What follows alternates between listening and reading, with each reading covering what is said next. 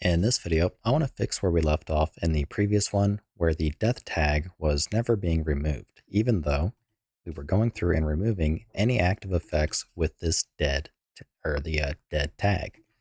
So if we head to our death gameplay effect, we can actually see the problem. And basically, we're granting target tags to the actor, but we ourselves, well, when I'm saying ourselves, this gameplay effect has no tag to access, so it has no death tag. So we need to add asset tags, and the tag we want to add is the given state.dead. So it's probably not a bad idea to go ahead and make these like separate, so more, I guess you could say, distinguished, because I think our downed, I can't remember if we have our own or not. So we have our own target tags, which has the state down, so I stand corrected. So we can just use, I guess, that instead, and they kind of correlate to each other. So we just do a tags this effect has, asset tags, and give it the tag of state.dead. So now we should have that tag removed when we respawn. So let's go ahead and show debug and go to the down state and start our process of dying while we go ahead and kill the rest of the zombies so we can respawn.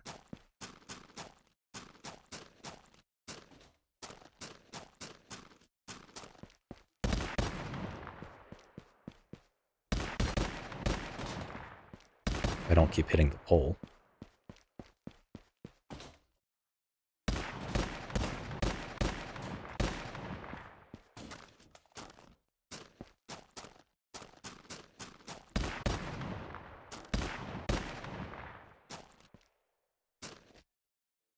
Okay, we should have one more somewhere, I guess.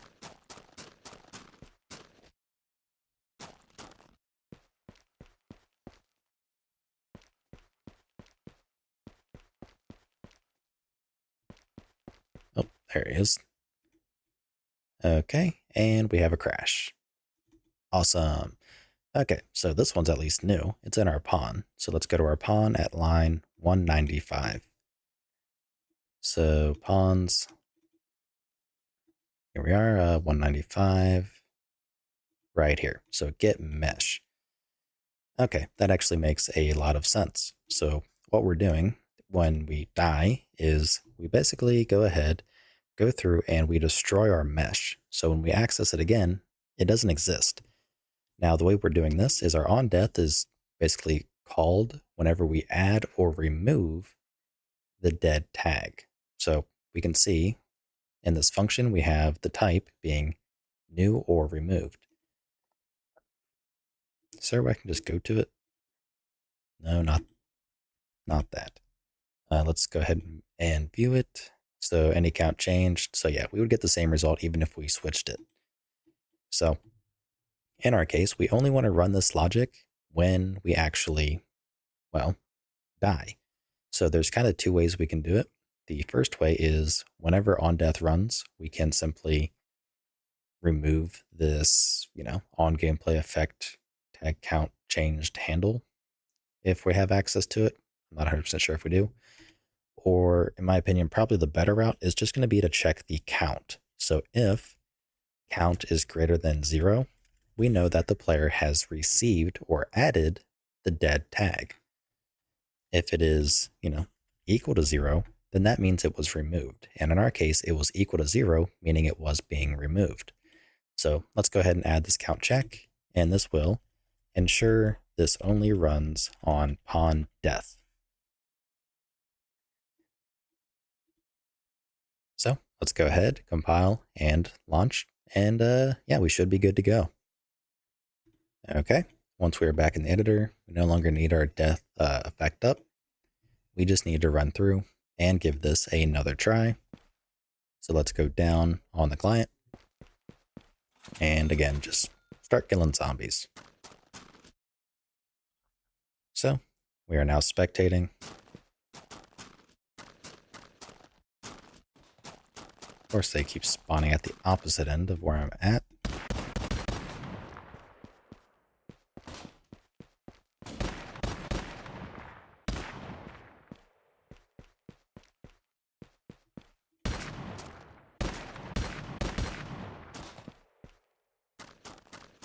All right, I'm assuming last one.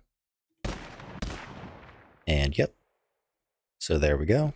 We respawned. I can run around, all that stuff. We still have our pawn here, but that'll be cleaned up at some point or another. I don't know if we actually have that logic and I need to check. But now what I want to do is, because I also have this weapon here, I want to test going down on the server. So I'm going to go down as well. So let's go down. And we went down on the client. Okay, we have a bug with showing our STG. But we still are able to respawn.